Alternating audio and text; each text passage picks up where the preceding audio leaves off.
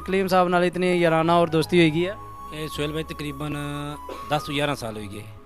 10-11 साल तो दो इकट्ठे हैं वॉलीबॉल नहीं फील्ड 10-11 साल तो तुम इकट्ठे हो तो काजी साहब नाल तुम कड़ी कड़ी जगह गए हो तो उत्थे मैच तक ने तकरीबन कश्मीर ही सारे पाकिस्तान गए हैं, सारे मैचें गए हैं। इस वाल अस पाकिस्तान गए हैं, कश्मीर में कोई ग्राउंड नहीं ऐसा नहीं है जिस मौजूद रहेगा।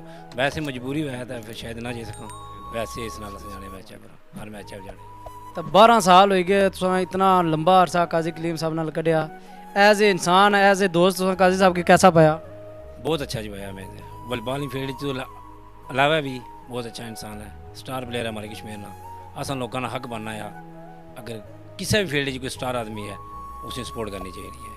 साढ़े लोग अक्सर ये करने कि पाकिस्तान ने प्लेयर ने उन्होंने 50-50 60-60 लाख रुपया दे दिया उन्होंने तू इतना ने काजी कलीम जे जो नौजवान है जो जिन्हें वॉलीबॉल जो दसिया कि जो ना डडियाल ने अंदर भी ऐसे नौजवान मौजूद है जोड़े अपनी सलाहियतों लोहा बनाई सकते हैं।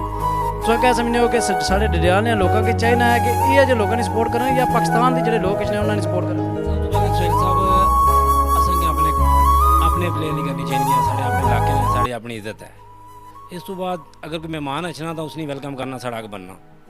तो इस वाले हर बंदे ने अपनी सोच है, तो मेहमान नवाज लोग हैं कश्मीर ने, तो इन्हें सकाफत भी है। तो बाहर मेहमान अचना तो उसने सपोर्ट करना साढ़ा हक बनना है।